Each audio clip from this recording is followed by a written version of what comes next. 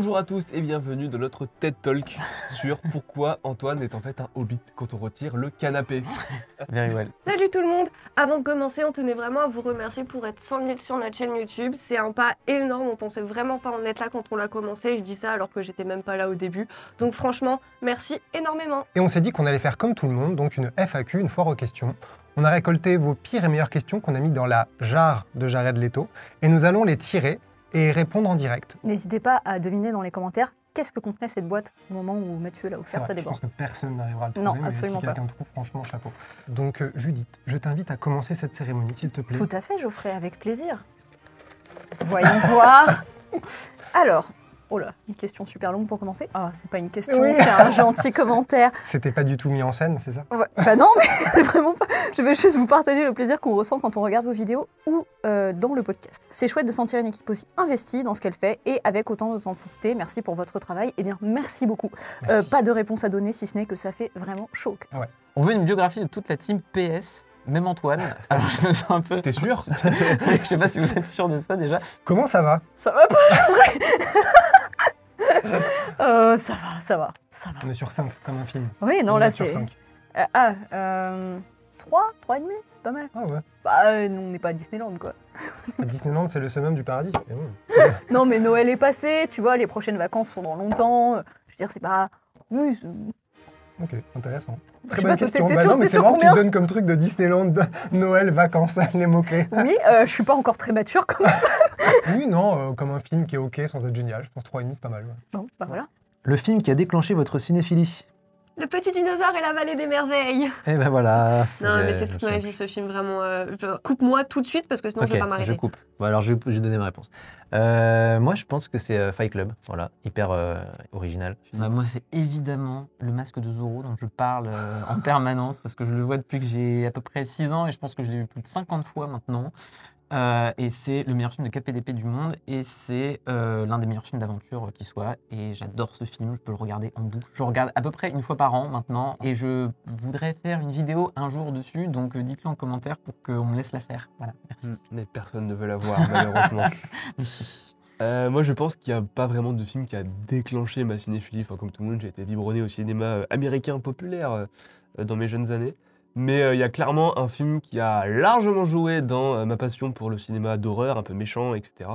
Qui est, je pense, le traumatisme absolu qui a été le visionnage de La Mouche de David Cronenberg à 10 ans, qui m'a vraiment traumatisé. Mais quand je vous dis vraiment traumatisé, j'ai pas dormi, j'ai fait des insomnies des semaines après, je tremblais de peur, ça m'a vraiment mis dans un état que je n'ai jamais eu par la suite, toute expérience confondue. Okay. En fait, une fois que je me suis un peu relevé de cette épreuve psychologique, je me suis dit, putain, c'est dingue quand même que un mec qui filme un gars avec des prothèses pendant 2 heures, ça puisse te faire cet effet.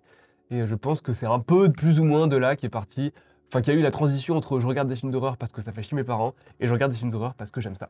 Voilà.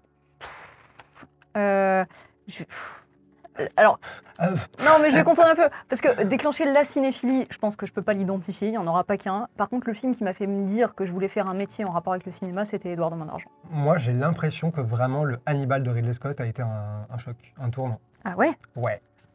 Et je l'ai vu à l'époque, je n'étais pas spécialement fan du Silence des Agneaux, mais je sais que ce film, j'ai...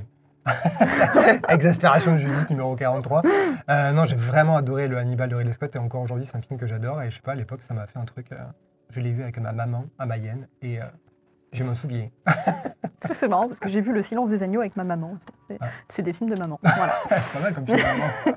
Votre plus belle séance de cinéma et pourquoi? Alors, je ne sais pas si c'est la plus belle séance de cinéma, mais comme ça, là, ce qui me vient à l'esprit, c'est la séance de Dernier Train pour Busan, la séance de minuit du Festival de Cannes. C'était une expérience incroyable, il y avait une ambiance de fou furieux. C'est quoi l'ambiance en fait? En fait, les gens, ils criaient, c'était en mode « Vas-y, let's go !» Et puis, il y avait énormément de Coréens aussi, parce qu'il y avait toute l'équipe qui était là. Et il y avait beaucoup de festivaliers coréens qui étaient venus exprès, parce que c'était un film de leur pays.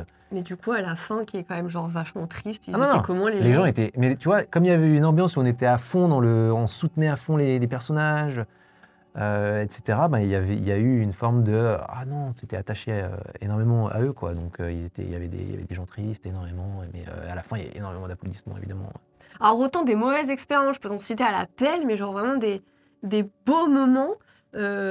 peut-être ce rencard quand j'avais 13 ans après Projet X, parce qu'on s'était tenu la main. Oh. Ah, c'est mignon, c'est mignon. Du coup, le cinéma à l'amour. Bon, après, c'était Projet X, donc est-ce que c'était une belle séance de cinéma? Genre, non, je pense pas. Je me souviens de quand j'ai découvert Mélancolia. Et je me souviens qu'à l'époque, je bossais moi, l'Argus de la presse, parce que j'avais un job passionnant de merde. Et je suis allé à la séance du matin, parce que j'adore la zone de rire. Je n'avais pas été à Cannes, évidemment, parce que j'étais quelqu'un de normal. Et j'ai adoré le film. Et j'ai adoré parce qu'il y avait quasiment personne dans la salle. Je l'ai vu tout seul. Et grand souvenir. Et je suis retourné le voir très rapidement.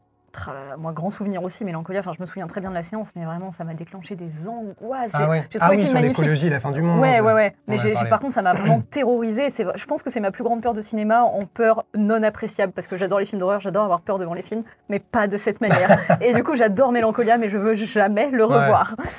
Sinon, il y en a énormément des séances qui m'ont beaucoup émue.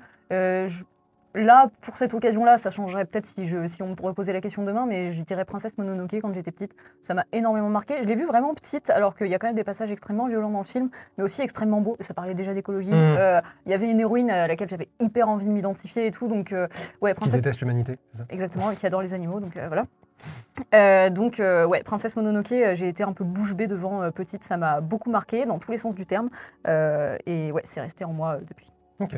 Moi, ça va sans doute être quand même ma première de Mad Max Fury Road. Parce que voilà, c'était quand même... Je pense que c'est toujours le truc où j'aimerais revenir en arrière pour la revivre, cette séance-là, parce que je pense que j'étais pas prêt psychologiquement pour la claque dans la tronche que j'allais prendre. Il y a une partie de moi qui est restée dans cette salle de cinéma où j'étais du moins pas le même en sortant de la salle. Dès le logo d'intro de la Warner et le premier plan du film, je me suis dit ok, je pense que je vais vivre un truc exceptionnel. Et comme en plus c'était la fin de mon lycée, moi quand le film est sorti et que c'était le moment où je me disais qu'est-ce que je vais faire de ma vie, je savais que je voulais potentiellement être dans le domaine du cinéma, mais pas encore en sachant trop quoi et pourquoi. Et en fait en voyant le film, j'ai fait en fait c'est ça que je veux faire et c'est pour ça que j'aime ce médium. Et voilà. Je vais faire des courses-poursuites dans le sable. Exactement.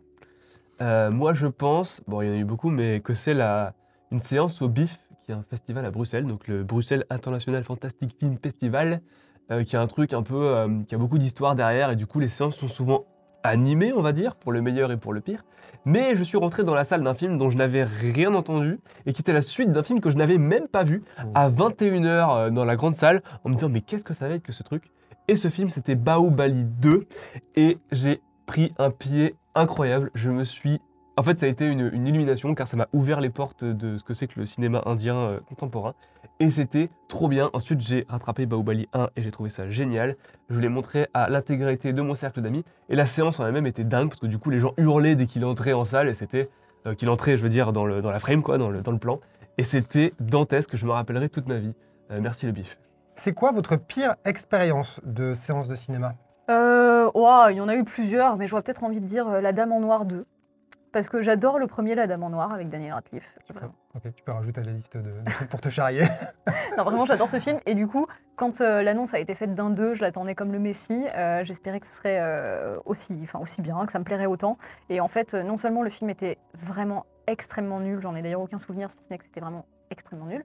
Et en plus, c'était ce genre de séance où t'as des mecs, un groupe de mecs, d'ados, là, qui discutent tout le temps et puis qui lancent du popcorn à l'écran et tout. Et j'ai dû aller chercher un agent de la sécurité qui est venu passer une tête. Collabo. Non mais là complètement. Non mais c'est vrai que je me disais ça fait pas des mois que j'attends ce film pour me faire niquer cette séance. En plus à l'époque j'avais pas de passe, j'avais payé ma place je sais pas combien dans un Gaumont. C'est hors de question que je me fasse niquer cette séance. Et t'as choisi de sortir et de louper plusieurs minutes de ce film. Ouais, non mais j'ai d'abord essayé de leur dire moi-même. J'ai dû me faire insulter je pense. Puis après sortir, enfin ça n'a jamais terminé et c'était l'enfer. Alors tu préfères l'histoire sérieuse ou l'histoire de vomi? Vomi du coup. Parce que c'est pas la pire séance, mais ça aurait pu l'être. C'était il y a pas longtemps. C'était la projection presse du Garçon et le Héron de Miyazaki. Et à côté de moi, c'était une séance dans une petite salle. Et à côté de moi, il y avait une femme avec un gamin à côté. Donc j'ai supposé que c'était son enfant. Et à un moment, j'ai entendu un bruit. Je me suis dit, soit quelqu'un a vomi, soit quelqu'un a renversé sa bouteille d'eau. Mais ça ne sentait pas le vomi. Du coup, c'était en plein climax. Donc je me suis dit, bon. Puis quelques minutes après, ça a senti le vomi. Donc je me suis dit, bon, l'enfant a dû vomir. Donc cette pauvre personne, la pauvre maman, j'imagine, a essayé de gérer son gosse qui clairement n'était pas bien. Je ne sais pas ce qui l'a rendu comme... Je ne sais pas si c'est le côté vertigineux, virtuose des images qui bougent beaucoup. Mais du coup, heureusement que c'était pas plus tôt dans le film parce qu'après, ça pue la mort. Quoi. Ah donc, tu m'étonnes. C'était vraiment la toute fin. Donc j'ai pas attendu la fin du générique. Et ça a failli être la pire séance, mais c'est un peu devenu une des meilleures de l'année dernière, du coup. Oh là là, ouais, moi, Merci à toi, enfant. ça me rappelle quand j'étais agent d'accueil dans un Gaumont. J'ai dû nettoyer du vomi après une séance de Baby Boss. Vraiment, les salles étaient toujours dans un état absolument impossible après Baby Boss. Ouais. Donc c'est plein de gamins. Et donc ouais, nettoyer du vomi sur le siège rapidement avant la séance d'après et tout, c'était Ah, putain. ouais, le vomi dans les salles. Bref. J'étais stagiaire à écran large, il y a Midsommar qui venait de sortir. Et j'avais vraiment couru pour aller au pâté Quai d'Ivry, juste à côté de chez moi, pour aller voir la séance et tout. Et quand on arrive dans la salle, on voit qu'on est genre 4 à tout péter. Donc mon compagnon et moi et un autre couple. Et on se dit, bon bah trop cool quoi, ça va être la séance genre Oh non. parfaite. Et le couple, qui était pourtant un couple de au moins trentenaire, tu vois, bah en fait, ils n'ont pas arrêté de snapper tous les moments de cringe pendant le film, de rigoler, mais vraiment genre très très fort, en pensant peut-être qu'ils étaient seuls dans la salle, alors que moi je faisais des ham comme ça pour bien qu'ils comprennent qu'ils n'étaient pas seuls. Et ils nous ont pourri la séance alors qu'ils étaient 2 dans la salle. Et du coup, ils ont un peu genre pourri tous les moments où tu es vraiment censé rentrer dans le film, tous ces moments de malaise. Donc, qui sont en plus très beaux d'un point de vue cinématographique et tout, bah là on avait juste des comme ça en train de snapper. Putain, mais c'est incroyable que tu parles de ce film parce qu'en fait ça me fait remémorer un truc, c'est que Hérédité, déjà moi j'avais adoré Hérédité, mais j'avais pas trop aimé la séance parce qu'en fait il y avait comme il y a la gamine là qui fait des comme ça, Oh, il y a quelqu'un qui non. faisait des pendant toute la séance près quand elle s'est pris un poteau. Donc après il y avait des oh putain, je suis en train de cracher sur tout le monde là. Donc c'était extrêmement énervant, donc voilà. Et après Midsommar, pareil, il y avait je sais pas plein d'Espagnols derrière moi et ils arrêtaient pas de parler pendant le film. Vous voyez les vieux là qui tombent de la falaise, genre quand ils se crachent ils font oh oh oh lol. Et bah eux aussi ça les a fait rire. C'était drôle, genre les gens étaient en mode mais frère, qu'est-ce qui se passe? Genre c'est pas drôle. Je sais pas, j'hésite entre ma séance de Fast and Furious 7, je crois, où il y a un gars juste derrière moi qui a bouffé un kebab pendant 40 minutes et c'était dur. Surtout que le film, il aide pas quoi. Voilà, surtout au début. Et la séance de Scary Stories, où en fait, il y a des gens qui sont commencés à plus ou moins se battre dans la salle. Voilà, c'était à l'UGC de Lille. C'était horrible.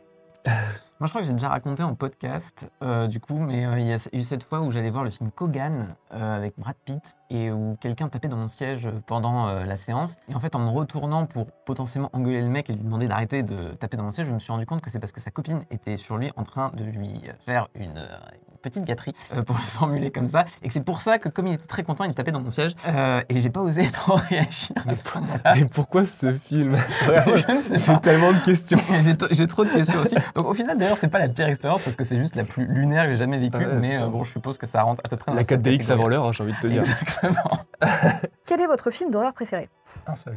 Si ça compte comme de l'horreur, c'est le Dracula de Coppola, dont je parle chaque jour. Quand on parle plus horreur épouvante, vraiment estampillée, plus, dans une conception de l'horreur plus classique, on va dire, j'ai tendance à beaucoup citer Les Autres de Amenabar, que je trouve absolument incroyable, qui est vraiment très haut pour moi, L'Orphelinat de Bayona et Les Diaboliques de Clouzot. Mais sinon, ouais, celui que je mets vraiment au-dessus, si on le fait rentrer dans le cercle de l'horreur, on va dire, ouais, c'est le Dracula de Coppola, qui est l'un de mes 2 films préférés, qui est incroyable, très fondateur pour moi. Donc on te dit ton film préféré, t'en donnes 4. Pardon. Quel relou. Moi, je vais être bon élève. Je vais dire Signe de Shyamalan. Parce que j'ai vu ce film quand il est sorti à l'époque, en 2002, je crois. Et j'ai adoré. Ça m'a terrifié, mais dans le meilleur des sens. Et je l'ai revu, franchement, j'ai dû le voir 40 fois dans ma vie.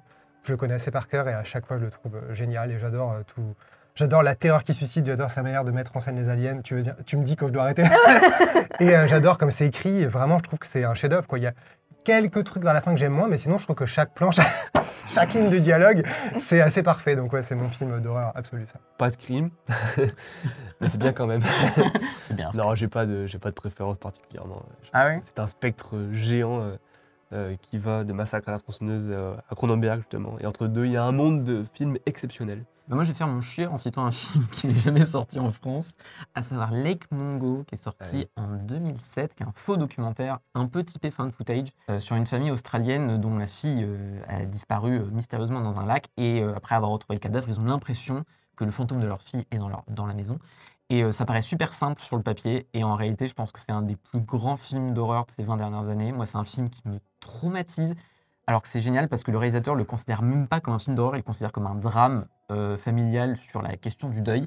Et c'est d'ailleurs, je pense, l'un des plus beaux films sur cette thématique. Et moi, c'est un film qui me tétanise. Voilà. Film que j'ai confondu pendant des années avec Eden Lake. Parce que, voilà. Ça prête à confusion, je suis d'accord. Mon film préféré d'horreur, c'est Rec. C'est pour ça que j'étais genre trop contente qu'on en fasse un grand écran large, parce que c'est un des premiers films d'horreur que j'ai découvert. Je l'avais raconté sur scène, mais je l'avais vraiment découvert genre dans le noir, dans ma chambre, avec un lien genre méga upload assez obscur.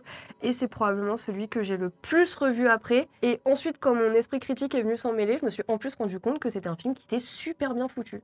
Donc voilà, c'est resté mon petit film d'horreur préféré que j'assume tout particulièrement, contrairement à d'autres.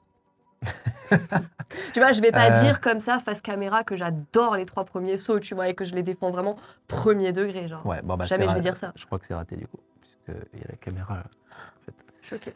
Voilà. Si on devait parler uniquement d'horreur, je pense que ce serait peut-être le Halloween de Carpenter. Mais en vérité, je pense que mon film préféré d'horreur, que j'ai revu il y a pas très longtemps au cinéma, en plus avec mon frère, c'est The Thing de John Carpenter aussi d'ailleurs. Ok. Bah voilà, je pense qu'il y a un pattern en fait. Parlez de films sur lesquels vous avez radicalement changé d'avis dans un sens ou dans l'autre et pourquoi. Moi je sais que c'est plus un cinéaste sur lequel j'ai beaucoup évolué et je pense que beaucoup de gens reviennent là-dessus, c'est Darren Aronofsky. Que forcément, je pense, c'est un cinéaste pour les ados en fait. Hein. Quand on découvre le cinéma, il y a des images dans tous les sens, il y a beaucoup d'effets de style, c'est très dark, donc voilà. Moi le truc, j'ai eu cette révélation-là où j'aimais beaucoup Black Swan quand je l'ai découvert la première fois, je trouvais ça super intelligent, trop profond. Et en fait, je l'ai revu plus tard déjà en me disant aïe aïe aïe, en fait c'est...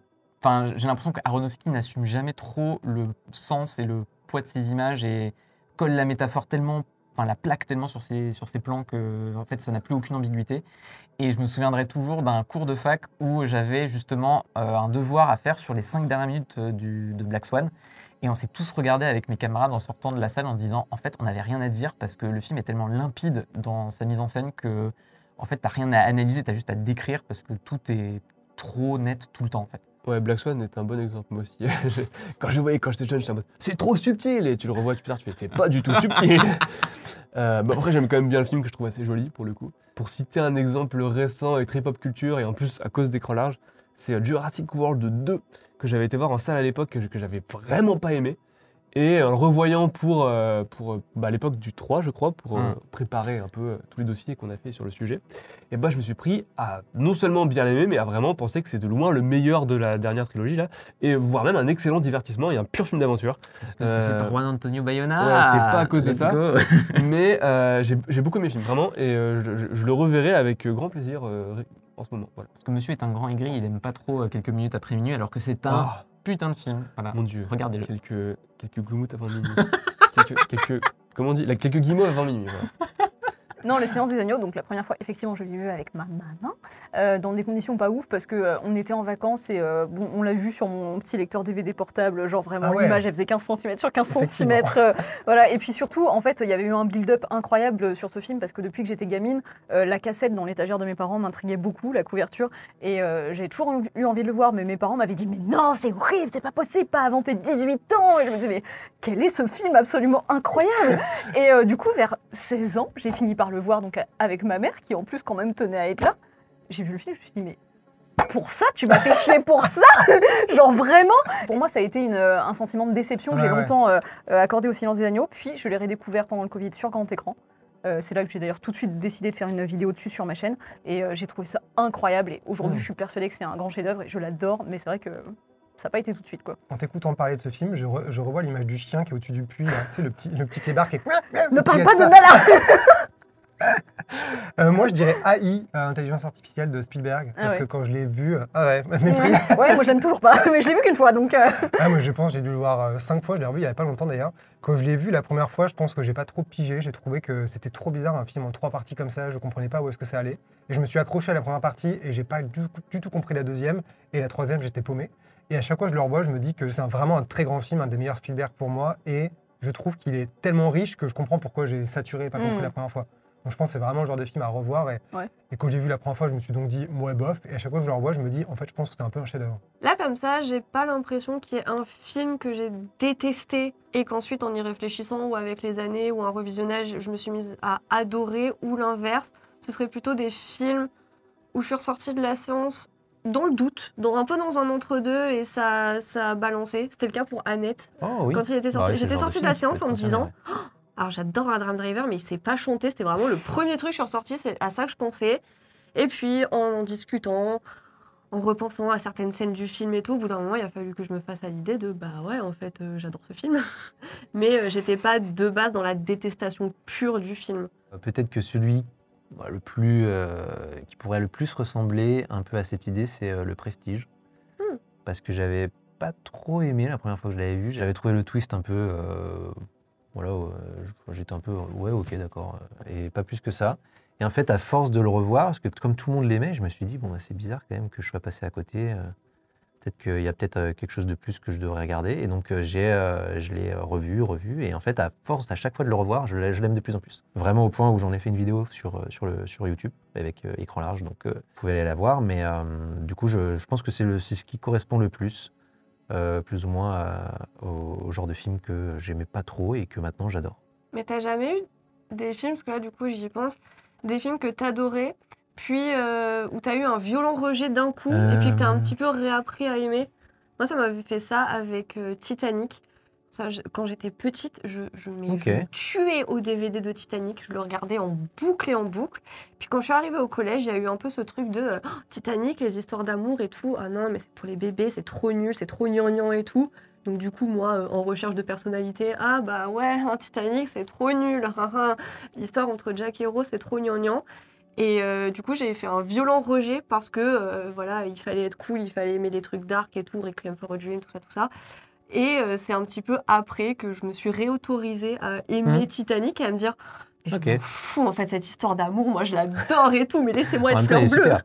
Et voilà. Et en plus après, bah, tu comprends, ok, en fait il y a James Cameron derrière, en fait il y a toute la technique du film, mais en fait ce film c'est un film de malade et genre j'ai été un peu bête parce que à ce moment-là, en entrant au collège, les histoires d'amour c'était ridicule, on se moquait de toi si t'aimais bien, il fallait pas que t'aimes. Aujourd'hui, je me trouve un peu bête d'avoir un jour renié Titanic alors que j'adore ce film. Renié Titanic. Oui, j'avais renié Titanic, voilà, je le dis. Geoffrey se décidera-t-il un jour à faire son doigt dans le cul sur Southland Tales?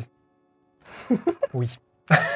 C'est même possible que je sois actuellement en train de l'écrire et que ça arrive et que ce soit le projet de ma vie. Je pense qu'après, je peux quitter écran large. J'ai fait Tomb Raider, j'ai fait Resident Evil, j'ai fait Southland Tales. Qu'est-ce qui reste dans ma vie? T'as déjà fait le dossier Greg Araki ou pas encore du coup? Non. Ah bah voilà. Ça, je peux faire ça. Il va rester 6 mois encore. C'était à moi. Vas-y, prends ta priorité, pas de problème. Je suis féministe, tu sais, donc... C'est quoi vos plaisirs coupables, le truc où vous vous sentez seul à apprécier? Bah, Crazy Bear. Voilà, moi, Crazy Bear, écoutez, j'ai vraiment beaucoup aimé ce film, premier degré, sincèrement, qui est sorti donc l'année dernière, réalisé par Elizabeth Banks, donc l'histoire de l'ours qui sniffe de la cocaïne et qui tue des gens. J'ai vraiment beaucoup aimé ce film. Et tout le monde l'a détesté. Et tout le monde me charrie dessus tous les jours. C'est vrai que c'est pas très bien comme film, quoi. Moi, je pense que les évidences, les Resident Evil avec Mila Jovovich, parce que je suis un peu un des seuls à vraiment les aimer. Mais je n'irais pas dire premier degré, mais vraiment, tu vois, je les ai vus plein de fois quand même. Donc, un peu de premier degré. Et je prends un vrai plaisir à les revoir. Et tu vois, comme exemple je peux voir qu'on peut les analyser pour dire que c'est pas bien, mais je choisis d'écouter l'autre partie de mon cerveau. Ton cœur même, si t'en avais un. Mon cœur, n'abusons pas. Je déteste l'expression plaisir coupable. Voilà, je pense qu'un plaisir n'est pas coupable à partir du moment où c'est un plaisir. Faites-vous plaisir, faites-vous l'intégralité de la filmographie de Nicolas Cage et n'ayez pas honte, c'est une force. Voilà. Et les films que je suis seul à aimer, la moitié des films que j'aime, à peu près, je pense. C'est pas complètement faux. Moi, en ce moment, c'est mon objectif 2024, je me suis lancé dans un rerun complet de Grey's Anatomy. Et ça, c'est typiquement le genre de truc où je peux m'enchaîner 6 épisodes d'affilée avec grand plaisir. C'est toujours une des meilleures séries du monde, voilà, et je suis le seul à le penser. Ok, je retire ce que j'ai dit, il y a des plaisirs coupables. Mon plaisir coupable, c'est Benjamin Gates. Voilà, j'aime beaucoup Benjamin Gates. Je pense que c'est vraiment affreux pour Mathieu de savoir que le truc avec Nicolas Cage que tu préfères, c'est Benjamin Gates. C'est vrai. Genre, ça doit l'anéantir ce genre d'informations. Cet homme doit être déçu derrière, mais en vérité, j'adore Le Trésor des Templiers, Le Livre des Secrets. Enfin, c'est... Non, il y a un truc où en règle générale on ne me suit pas trop, C'est pour mon amour démesuré de Dr. Quinn, femme médecin et la petite maison dans la prairie, que vraiment j'aime premier degré. Hein, quand j'ai réussi à amener ces sujets-là à écran large et que j'ai pu faire des dossiers sur ces 2 séries, j'étais refaite. Parce que je pense que les gens de mon âge en général sont pas très attirés vers ce genre de série, ou alors un peu en mode second degré. Moi genre premier degré, je kiffe dès que je tombe dessus à la télé, mon compagnon a interdiction de changer la chaîne, on reste bloqué devant la petite maison dans la prairie ou Dr. Quinn. J'ai même réussi un petit peu à le faire changer d'avis et à le faire aimer Dr. Quinn, une de mes consécrations. Mais je pense que je suis bien seule, en tout cas de mon âge, à aimer ça. J'ai l'impression que c'était la confession, c'est une vraie confession, moi j'ai dit Benjamin Gates quand même. Oui, on se livre là. Comment vous faites pour paraître aussi BG dans toutes vos vidéos? Je fais une vidéo à côté d'Antoine. Êtes-vous inquiet pour l'avenir de l'art cinématographique? Vaste question. C'est oui ou non, pas de détails. Oh là là. Inquiet pour l'avenir du cinéma? Moi, je suis évidemment qu'il y a toujours des sujets que je trouve inquiétants. Le fait que les salles aient parfois du mal à vivre, ou alors surtout l'arrivée des IA là, et un peu les nouvelles conditions de travail que ça risque à terme d'imposer aux acteurs, même s'il y a eu la grève, même aux acteurs comme aux scénaristes, comme aux réalisateurs. Je trouve qu'il y a plein de sujets d'inquiétude, plutôt d'un point de vue business. Après, d'un point de vue artistique, c'est peut-être un peu idéaliste, mais je m'en fais pas trop dans le sens où je suis persuadée qu'il y aura toujours des gens pour faire d'excellents films. J'ai pas l'impression que le cinéma est en train de mourir. Après, oui, évidemment qu'il y a des sujets qui peuvent inquiéter quand même. Ouais, mais j'ai l'impression que c'est moins le côté créatif que la manière dont les films seront diffusés, produits, distribués, qui y aura accès, de quelle manière, à quel point ça va être démocratisé. Quand tu vois que ce soit l'accès aux salles dans plein d'endroits de France où les films ne sortent pas, la difficulté pour certains films qui sont jugés comme bien, mais que les distributeurs ne veulent pas distribuer parce qu'ils ont peur, parce que le public n'y va pas trop, l'écart qui se creuse entre les films que tout le monde va voir et dont tout le monde parle et les films dont quasiment personne ne parle. Oui, plus ça va, et effectivement, plus il n'y a pas tellement de paris qui sont faits sur les films dont on sait qu'ils rapporteront pas forcément grand-chose aux salles, et du coup, le choix est simple, et les salles ne les diffusent juste pas, et ça, c'est un peu désolant. Puis on peut aussi se dire que plein de trucs vont être perdus de plus en plus dans la masse de contenu qui existe, et que du coup, il y a peut-être... D'un côté, je me disais que le streaming qui arrive, c'est vachement bien parce que tu ouvres la porte à plein de gens, d'artistes qui peuvent faire plus parce que il faut remplir les catalogues. Et de l'autre, je me dis, en fait, ça va juste... ça va faire une espèce d'énorme fosse avec plein de trucs qui sont certains créés comme du pur contenu et d'autres qui sont des vraies œuvres, entre guillemets. Et ça va juste à un moment, la saturation totale, et comment tu choisis, comment tu sélectionnes. Est-ce que ça va inciter une sorte de flemmardise parce que tu satures d'informations, satures de choses que tu peux regarder? En plus, du coup, ça ouvre aussi sur la question de la conservation qui fait sens en ce moment, où plus ça va, plus on se rend compte du nombre d'œuvres qu'on n'arrive aussi pas à conserver ou pas dans des bonnes conditions. Donc il y a d'un côté toutes les œuvres qu'on perd, puis maintenant cette espèce de fouillis dont tu parles, qui ne cesse de s'étendre. Je pense qu'il va falloir changer nos manières de conserver les œuvres, de s'y référer, de s'y retrouver. Du coup, pour répondre, moi je dirais que l'art cinématographique, pas trop inquiet. L'industrie, par contre, c'est plutôt ça qui est inquiétant. Je suis pas spécialement inquiet pour l'art cinématographique. Je pense qu'il y a énormément de choses à découvrir et que le cinéma, en 100 ans, a prouvé qu'il était capable de se renouveler régulièrement et qu'il y avait des cycles, mais qu'il était capable de se renouveler. Je suis plus inquiet pour la critique, pour le coup, qui a tendance à être de moins en moins bien vue, étonnamment, alors que c'est quand même une porte d'entrée énorme pour ouvrir son esprit. Et que surtout, en fait, la critique est de plus en plus réduite parfois à des simples tweets ou des simples vidéos rapides de j'ai bien aimé, ciao. Donc voilà. Donc c'est plus de ça dont je suis inquiet. L'art en tant que tel de cinéma, je pense il l'a prouvé régulièrement, malgré bien sûr des inquiétudes de type les IA en scénario, etc. Je pense qu'il a prouvé qu'il était capable de se renouveler et qu'il avait encore énormément à nous offrir. Non, je ne suis pas inquiète non plus pour l'art cinématographique dans son ensemble. S'il y avait des questions et des points de doute, ce serait peut-être plutôt sur certains métiers très précisément, ou sur certaines compétences, comme compétence de faire une affiche de film, par exemple. C'est quelque chose qui est quand même important. Pourquoi tu rigoles? Parce que c'est vrai. Ça n'a pas de sens. J'aurais jamais pensé à ça, mais oui, c'est vrai. Voilà, mais genre, on n'arrête pas d'en parler des affiches, qu'on les trouve à chaque fois construites toutes de la même façon, avec cette espèce de système pyramidal pour les blockbusters qui est absolument horrible. Maintenant, avec l'intelligence artificielle, est-ce que justement ça va pas être un des premiers corps de métier du cinéma qui va être un petit peu bradé ou sacrifié au profit des intelligences artificielles? Voilà, mais sur l'art cinématographique en règle générale, je pense aussi que ça va se renouveler, ça va changer, et ça a déjà été le cas, il faut l'accepter. Ça ne veut pas forcément dire que tout va être mauvais, que tout va être génial, mais il faudra prendre, comme à chaque grande ère de cinéma, ce qu'il y a de bon à prendre.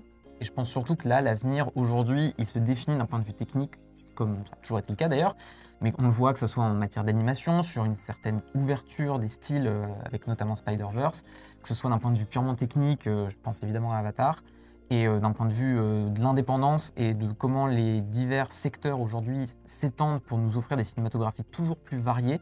Enfin, je trouve que cette année, l'année dernière en particulier, on a quand même eu plein de super films d'auteurs émergents, passionnants. Je pense à Saïd Roustay, justement, tu parlais de ses frères. Je pense à Rodrigo Sorogoyen, qui moi est vraiment un de mes chouchous depuis quelques années. Donc il y a quand même toujours des cinéastes passionnants qui émergent de partout et avec autant des forces de frappe énormes comme un James Cameron qui vont un peu chambouler le champ des possibles et des petits auteurs qui passionnent. Est-ce que vous avez une salle de pause avec une machine à café autour de laquelle vous vous disputez? Alors franchement, on n'a pas besoin d'aller à la machine à café pour se disputer. On le fait n'importe où, n'importe quand. En plus, on est en open space, donc tout le monde est content. Il y a une machine à café, mais il n'y a pas une salle des profs, tu vois. Non. Et donc oui, il y a des machines à thé et café. Après, il y a des gens dans l'équipe qui sont plus adeptes de ça. Donc il y a la pause, il y a 2 pauses par jour où Antoine et Déborah se disent « café » et ils partent tous les deux sur mon bitché. Et là, ouais, vraiment, ils se disent des choses, on ne sait pas ce qui s'y dit, mais ça leur appartient qu'à eux. Quand ils reviennent, ils continuent à rigoler, mais ils s'arrêtent devant nous, donc on se dit qu'il y a sûrement des choses qui sont dites. Il y a un peu ce mythe comme quoi nos pauses café, donc qui se comptent avec à peu près 4 par jour, serait le moment de commérage entre nous deux, mais il faut savoir que non. Des fois, ça bitch un peu et surtout, ça parle un peu des critiques qu'on est en train d'écrire ou de plein de choses de la journée qui sont en train de se dérouler. Et c'est notre petit moment à nous et on l'aime bien. Je raconte un petit peu quelle plante chez moi a fané, ce genre de trucs. Enfin, c'est vraiment des conversations absolument pas intéressantes. Et Antoine nous le dit d'ailleurs, c'est pas très intéressant. Moi, je trouve le café, c'est dégueulasse. Comment s'appelle le shih tzu de l'équipe? Alors, effectivement, ça ne vous aura pas échappé qu'il est arrivé sur la chaîne que l'on aperçoit une magnifique petite chienne noire et blanche, toute petite, notamment sur la vidéo La Momie que j'ai faite. Elle s'appelle Nala, qui est vraiment le nom le plus donné aux chiens ces dernières années, donc vraiment le nom le moins original du monde. Mais elle s'appelait déjà comme ça quand elle a été adoptée par mon frère, car ce n'est pas ma chienne, mais c'est celle de mon frère. Et comme je l'adore et qu'elle me manque beaucoup quand je ne la vois pas, eh ben, il m'arrive de la garder. Et quand je la garde, eh bien, je l'amène au travail. Et j'essaye d'en faire la star de la chaîne. Et c'est en bonne voie. Oui, clairement, la majorité de l'équipe est... Voilà. Dès qu'elle arrive. À part Geoffrey, voilà, qui a décidé de la détester, parce qu'il n'a pas de cœur. Non, je m'en fous. C'est mieux, tu vois. Écoute pas, Nala. elle est juste adorable. Et on s'est directement dit, oh mon Dieu, il faut qu'on la mette dans les vidéos. Genre, le monde doit la voir. Toi, tu t'en fiches totalement du chien. Complet, purée, c'est incroyable. Elle arrive devant les gens comme ça, et puis elle se met sur le dos pour se faire gratouiller le ventre. Genre, comment résister, comment travailler, comment être productive dans le bureau quand elle est là. Ouais, mais moi, je suis team chat, donc... Oui, je suis team chat aussi, mais j'aime beaucoup les chiens. Bah non, tu peux pas aimer les chiens si t'es team chat. Allez. Mais c'est quoi ce sophisme de malade là? Genre, il faut absolument C'est comme choisir. ça. C'est comme chat, je dirais même. VO ou VF? VO. VO, sauf Shrek et Retour vers le futur. Ok. Bah VO sauf Grey's Anatomy, du coup. Moi, VO. Après, c'est vrai que je suis pas du tout une anti-VF dans le sens où je comprends les qualités d'accessibilité que ça a. Je sais bien qu'on a des comédiens de doublage qui sont incroyables. Il y a des VF auxquels je suis toujours très attachée, les VF de mon enfance, un peu les films d'animation, etc. Comme moi, je suis en mesure de pouvoir consommer... Comme je suis en mesure de pouvoir regarder de la VO sans problème, c'est vrai que j'y tiens. Parce que je considère évidemment que tout ce qui passe par la voix, c'est 50% du jeu d'un acteur, et que pour voir la performance d'un acteur telle qu'elle est, telle qu'elle a été voulue et pensée pour le film, il faut que ça passe par la voix aussi. Donc je suis pas du tout anti-VF, je vois bien l'intérêt que ça existe, par contre c'est vraiment pas vers ça que je me dirige spontanément, quoi. Moi c'est pareil, et je me souviens que quand je suis arrivé à Paris et que j'ai vu qu'il y avait plein de cinémas en VO, pour moi c'était que les trucs que... les cinémas d'arrêt d'essai que j'arrivais à trouver quand j'étais dans ma province adolescent. Et la VO, c'était un truc qui était rare, qui était que pour certains films. Quand je suis arrivé à Paris et que j'ai vu que la VO, c'était la norme, ça a complètement retourné ma tête. Ouais. Et donc, c'est vrai que je me suis complètement habitué et que je suis trop content. Quand j'ai commencé à beaucoup regarder de films et de séries en VO, c'est vachement agréable. Tu te dis que tu améliores ton niveau d'anglais. Et bah les deux, voilà. Il serait temps de Waouh. réconcilier la VO et la VF. C'est pas Ok, incompatible. la réponse est franche et précise. En même temps, j'ai pas dit. Toute ma cinéphilie, elle vient de mon enfance. Je comprends pas en fait cette espèce de détestation collective de la VF, comme si ce serait un truc de la sous-culture ou de l'inculture où t'es moins cinéphile parce que tu regardes des trucs en VF. J'ai un peu du mal à comprendre, surtout vu tous les talents de VF qu'on a en France. Ça, j'ai vraiment du mal à comprendre. Ok, moi je suis plus team VO, mais en vérité ça dépend avec qui je suis. Si je vais au cinéma tout seul, ce sera team VO. Si je vais le voir avec quelqu'un, si la personne préfère aller le voir en VF, ça me dérangera pas trop d'aller le voir en VF. En tout cas, peut-être que j'irai le revoir en VO de mon côté après. Et globalement, ça dépend des films aussi. Par exemple, Pulp Fiction, moi je préfère le regarder en VF. Parce que j'ai découvert en VF, je connais toutes les phrases, enfin tous les dialogues en VF, et je prends beaucoup plus de plaisir à le regarder en VF qu'en VO. Mais oui. Même si la VO est évidemment excellente, mais la VF est vraiment super dans Pulp Fiction par exemple. Donc il y a des films comme ça que je préfère voir en VF. Imagine Harry Potter, regardez Harry Potter en VO. C'est pas les mêmes c'est vrai, personnages, c'est pas les mêmes sorts. Ou regardez Pokémon pas en VF. C'est pas pareil, les mêmes noms de Pokémon, la chanson c'est pas la même et tout. Genre non, il y a beaucoup trop d'implications sur la VF. Beaucoup trop d'enjeux sur la VF, on n'en parle pas assez. Êtes-vous payé pour dire du bien de Disney? Oui. La vraie question c'est combien, mais comme vous l'avez pas demandé, on verra pas. Si on l'était, j'aurais pas écrit ma critique de Wish. Enfin, tu peux appliquer ça à beaucoup de critiques. Êtes-vous payé pour dire du mal de Disney? Oui. Mais pas assez. Eh bah, non plus, bah, sinon on serait riche. J'ai envie de dire, Exactement la même réponse. c'est la même réponse, voilà. Bah, je pense qu'on peut pas bien plus étayer. Hein. Non, on n'est pas plus payé pour dire du bien de Disney que dire du mal de Disney. Voilà. Puis les gens pètent autant un câble quand je mets genre 4,5 sur 5 au Gardien de la Galaxie J'avoue. 3. T'as une 4,5 sur 5 à Gardien de la Non, Galaxie. attends, là je suis en train de me dire. Non, t'as dû mettre 4. Ouais, c'est j'ai déjà mis énorme. 4. Hein. C'est dire qu'on n'est pas payé, hein, parce que fou. Hein, pour J'ai dire, pleuré à la fin, ça compte, ok. Ah, oh là là. Ouais, moi, mon système de notation, c'est plus je vais pleurer, plus il y aura de points. Genre, je fonctionne un peu beaucoup au tir-larme. Mais c'est globalement le mythe qui se maintient le plus. Alors en fait, c'est pas parce que on est invité en projo presse que ça influe sur le regard qu'on a sur un film. Encore une fois, Sauf quand ils t'offrent des Transformers. sauf quand ils font des Transformers, ça, c'est un bon point pour eux. Les gens savent pas forcément trop comment ça fonctionne, mais en fait, les gens ne nous mettent pas un couteau sous la gorge en nous disant mettez 4 étoiles à mon film. En fait, ça marche pas comme ça. Et dans le cadre d'un média totalement indépendant comme le nôtre, on est très libre de faire ce qu'on veut. Oui, il y a des gens qui font les relations presse, comme on dit, et qui d'ailleurs nous le rendent bien quand on n'aime pas trop parfois les films, en par exemple nous invitant pas à certaines projections. Voilà, On a déjà couvert le sujet, c'est rare mais ça arrive. Mais évidemment, il n'y a aucune forme de pression à part ça. On tient notre indépendance et c'est d'autant plus bête que il y a des partenariats sur écran large, donc il y a littéralement des distributeurs qui nous donnent de l'argent pour parler de leurs films, mais c'est un process très particulier, c'est-à-dire que c'est des films qu'on a aimés en amont et qu'on a envie de pousser, et surtout, c'est précisé en bas des articles, il y a une petite phrase, vous pouvez le lire, et il y a toute une charte sur comment on fait nos partenariats. Donc c'est extrêmement transparent. Voilà. Et le partenariat n'influe jamais sur la manière dont est écrite la critique. La critique est toujours écrite en totale indépendance. C'est juste sa mise en avant sur le site qui joue dans le partenariat, mais aucunement le contenu même du texte. Alors, quel est ton ou ta catcheuse préférée de tous les temps et actuelle? Ah, je suis trop contente que cette question arrive. Même si en vrai la réponse va pas être originale du tout, parce que mon catcheur préféré de tous les temps, je pense que ça reste John Cena, tout simplement parce que c'est la porte d'entrée la plus commune à l'univers du catch. Et sinon, actuellement, mon catcheur préféré, non, si, c'est Seth Rollins. Voilà, il va jouer dans Captain America 4. Elle a fait Voilà. semblant de réfléchir, apparemment. Ouais, j'avoue. Et non, par contre, pour ma catcheuse préférée, c'est quand même plus compliqué. Ça se joue, je pense, entre Rhea Ripley et Becky Lynch. Becky Lynch, genre, c'est la femme de Seth Rollins. Voilà. Donc, Ah oui, d'accord, c'est un couple en fait de catcheurs. ouais, Ils font voilà. des duos parfois? Non, jamais. Non, jamais. Mais ouais, non, je pense que ce serait. Non, Becky Lynch, parce que genre, c'est The Man, c'est Becky, elle est incroyable. Voilà. Votre parcours scolaire et professionnel. Oh my god. Alors, moi, c'est extrêmement simple. J'ai commencé par la maternelle. Ensuite, je suis allé en primaire. Non. En vrai, j'ai fait une prépa spécialité cinéma. Ensuite, j'ai fait une fac spécialité cinéma. Et ensuite, j'ai fait un stage en spécialité cinéma et écran large. Et ensuite, des gens m'ont gardé. Voilà. Ah oui, c'est la fac critique aigrie. Exactement. Ouais, c'est ça. Moi, j'ai fait une option cinéma au lycée qui m'a permis ensuite d'aller à la fac, pareil en cinéma, ce qu'il faut d'ailleurs pas faire si vous voulez faire du cinéma. Hein, faites plutôt un BTS ou des choses utiles où vous allez apprendre des choses. C'est bien vrai. Surtout que moi, j'ai globalement séché les cours pour aller voir des films pendant ce temps-là et écrire sur des petits blogs. Donc c'est surtout ça qui m'a un peu aidé. Et j'ai fait mon master pendant le Covid. Et à la fin, j'ai fait qu'est-ce que je vais faire de ma vie? Et j'ai réussi à choper mon stage à écran large. Donc tout est bien qui finit bien. J'ai d'abord fait une prépa littéraire, donc une Hippoca, une Cagne, contre mon gré, hein, dédicace à mes parents. Ensuite, j'ai fait une licence d'anglais, pareil, contre mon gré. La vie subie. Enfin, j'ai fait un petit peu d'école de cinéma et ouais, je me suis arrêtée là. Après, j'ai essentiellement fait des stages sur des tournages. J'ai été pendant 2 semaines 3e assistante réalisatrice sur Santa et compagnie de Chabat, par exemple. Ça, c'était vachement, c'était une super expérience.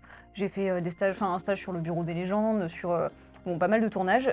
C'était très chouette, mais et d'ailleurs, c'est pour ça que je pense que c'est pas la peine que je m'en cache. J'ai envie de faire des films comme beaucoup de gens qui font de la critique.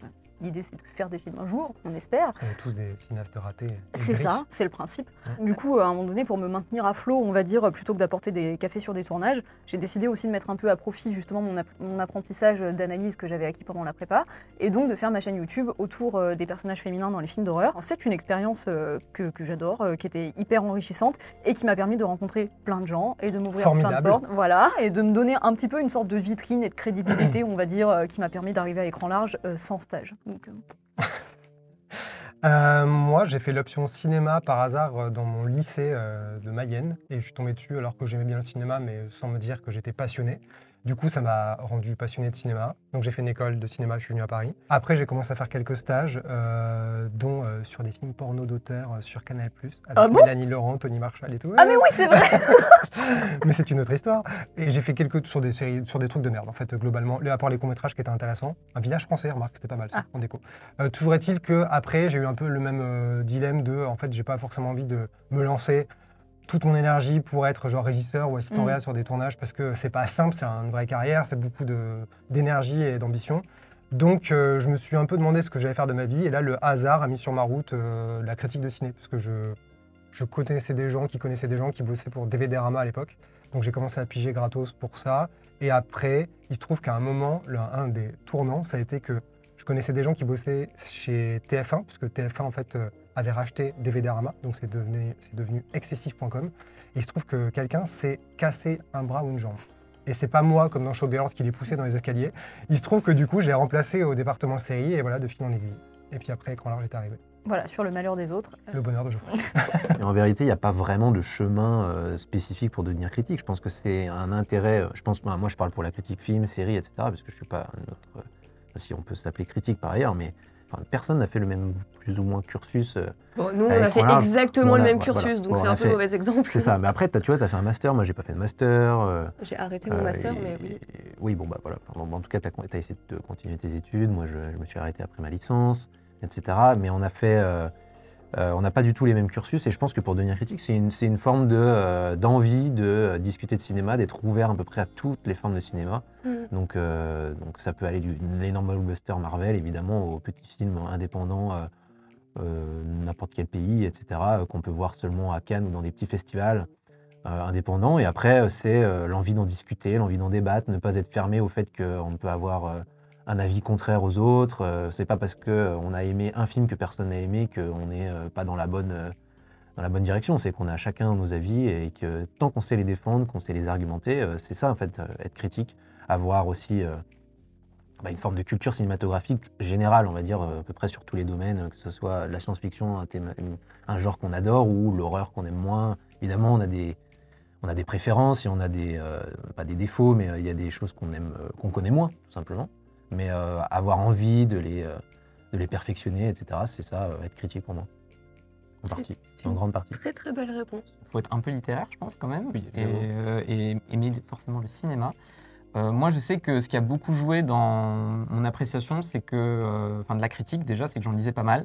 Et surtout, quand j'ai commencé à vraiment m'intéresser au cinéma, très vite, je me suis mis à écrire pour mon plaisir personnel. Et je pense que c'est ça le plus important. Si vous aimez ça, c'est avant tout, il faut aimer la critique, non pas pour donner envie aux gens de voir d'autres films, mais c'est pour vous, en fait. Parce que ça vous permet de structurer une réflexion, une pensée autour d'un film. Et c'est une gymnastique mentale qui est déjà super cool. Et après, quand on peut en faire son métier, c'est encore mieux. Ouais, moi je dirais c'est genre 10% de persévérance, 10% de passion et de curiosité, et 80% de chance. Voilà. Et l'envie de ne pas gagner d'argent aussi. Voilà, c'est important. Oui. C'est vrai que vous n'allez pas devenir millionnaire. Ça aussi, c'est un mythe à débunk pour le coup. Mais c'est un milieu qui est quand même assez bouché et qui n'est pas toujours simple, surtout maintenant, avec la multiplication des médias et des plateformes. Mais on est toujours là, debout. Personne n'a fondamentalement raison ou tort sur un film. Et à partir du moment où on accepte ça, je trouve que c'est beaucoup plus facile de développer un point de vue et après c'est vraiment juste une question de réussir à structurer un article, une pensée. Donc là c'est vraiment sur l'exercice et La pratique. ouais voilà la pratique. Est-ce que vous allez réellement oublier que vous manquez de muscles et de testostérone, écran? Bah, je sais pas si on peut l'oublier parce que j'ai l'impression qu'il y a quand même une espèce d'obsession sur la masse musculaire des mecs de l'équipe, Ouais. ce qui est assez homo-érotique venant de gens qui ont l'air clairement homophobes. Complètement, bah, surtout que c'est les mêmes messages en général qui nous disent qu'on ne doit rien connaître aux odeurs de sueur des salles de Ah oui. sport et ce genre de choses. De sueur encore pour être poli, parce que voilà. Oui, c'est vrai qu'il il manque un mot sur Ouais. d'où vient la sueur, ouais. Donc vraiment, allez-vous pécho les gars, il n'y a pas de Ouais. souci pour nous, mais bah, surtout qu'en plus il n'y a pas besoin d'une masse musculaire énorme pour taper sur un clavier a priori. Donc, Ou pour pécho. Ou pour pécho. Donc Ou vraiment, pour regarder des films, ou pécho en regardant des films, donc je pense qu'on manque tout de testostérone est tout à fait OK. tout va bien pour nous. Voilà. Merci de vous en inquiéter en tout cas. Nous sommes des hommes soja, selon l'expression Voilà. consacrée. Expression très drôle car elle vient d'une sorte de théorie du complot américaine qui voudrait qu'en fait, en mangeant du soja, tu bouffes des œstrogènes et du coup, c'est un genre de complot pour féminiser la société. Voilà, donc on est un peu à la proue de ça. Merci. Pourquoi est-ce qu'il y a si peu d'interviews, voire pas du tout?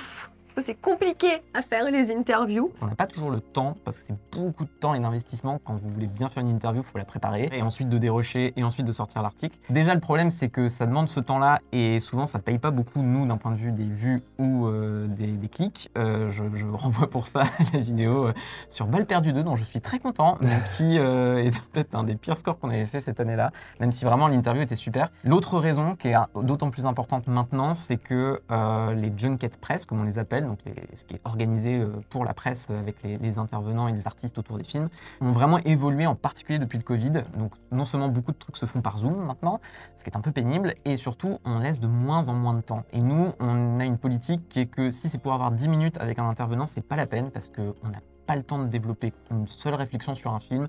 Globalement, ça veut dire que tout le monde pose les mêmes questions, que les gens, c'est l'usine, en fait, ça roule, et les intervenants ont du coup les mêmes éléments de langage qu'ils vont répéter. Je vous renvoie pour ça d'ailleurs là aussi à une autre vidéo qui était celle sur Prêt, où j'avais accepté le junket qui semblait intéressant, et c'est un peu à la dernière minute qu'on m'a dit « t'auras 10 minutes avec le réalisateur et la productrice », et ça se voit dans la vidéo qu'ils n'ont plus envie d'être là. Ils avaient déjà enchaîné plusieurs heures, et leurs réponses étaient vraiment assez décevantes. Et j'ai vraiment gardé le meilleur dans la vidéo quand on a déroché.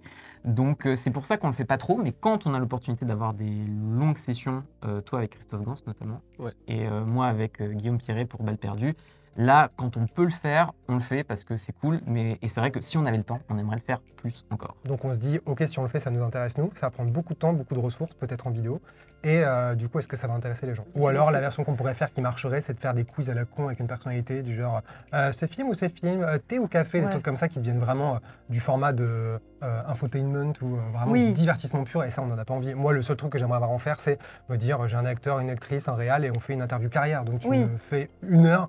Et à l'époque, je l'avais fait avec Jaco Van Dormel, le réalisateur du 8e jour, et c'était vachement intéressant parce que tu as beaucoup de temps. Et là, pour le coup, tu as des vraies discussions, mais ça intéresse 35 personnes. Ouais, donc, c'est ça.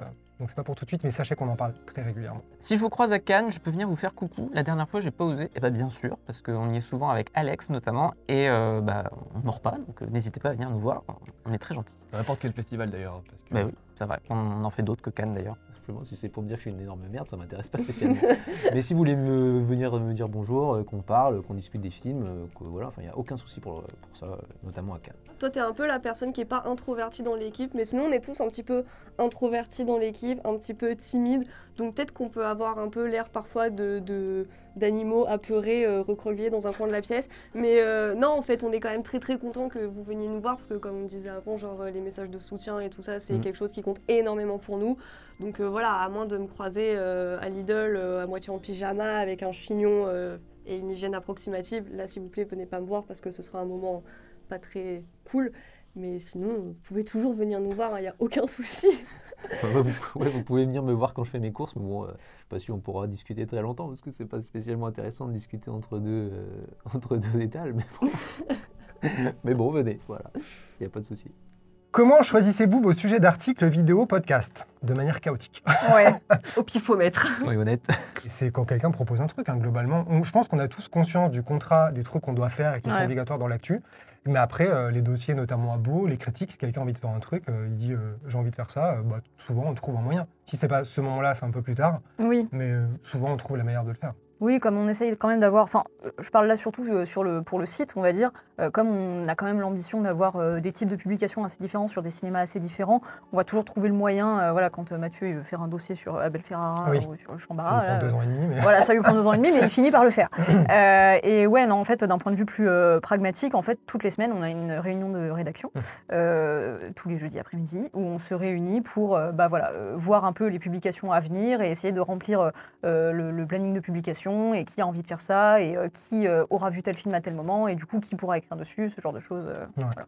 Et on fait des réunions spéciales pour les vidéos et le podcast, où là on va prendre en premier lieu qu'est-ce qu'il y a dans l'actualité, est-ce qu'il y a des trucs qui nous motivent, qui vont exciter les gens, et aussi par exemple le podcast c'est un peu particulier, comme il a environ 1 an, on est encore en train de regarder ce qui marche et ce qui intéresse, donc aussi on retient un peu des leçons, on se dit tiens, il y a quelques jours on discutait de la manière dont les gens reviennent moins pour écouter la deuxième partie d'un podcast. Donc est-ce que ça veut dire que c'est le sujet le problème? Est-ce que c'est les 2 parties? Est-ce que c'est nos titres qui affichent trop première et deuxième partie? Donc on prend ça en compte. C'est pas ça qui dicte nos décisions, mais on prend ça en compte. Et puis par exemple en janvier, il y avait peu d'actualités importantes au cinéma, des évidences du coup. Et on s'est dit, qu'est-ce qu'on peut faire? Donc Déborah, la vidéo qu'elle fait sur Lost, ça fait des mois qu'on en parle. Du coup, c'était le bon moment. Voilà, donc c'est un petit peu selon ce qui se passe et comment gérer. Comment se fait la répartition des critiques au sein de la rédaction et qui décide d'envoyer tel ou tel membre sur un film? C'est déjà à l'appréciation des genres, des cinéastes, selon les goûts de chacun. Donc souvent on se partage, on essaie souvent sur les films plus ou moins gros d'être au moins 2 quand même, ne serait-ce que pour une seule raison, c'est que ça nous permet, quand il y a des avis divergents, de savoir qui va faire la critique, puisqu'on privilégie toujours l'avis le plus positif. Voilà, même quand on prétend qu'on n'aime rien, en réalité, on préfère toujours que ce soit l'avis le plus positif qui soit mis en avant sur le site, en particulier sur les films un peu plus petits. C'est quand même important. Contrairement à ce que vous pensez, c'est très peu intéressant d'écrire sur un film qu'on n'a pas aimé. Hein, on ne s'amuse pas du tout à détruire les films, ce n'est pas très intéressant. Non, on préférerait vraiment passer du bon temps devant les films, ouais. surtout quand les films font un peu plus de 2 heures et tout ça.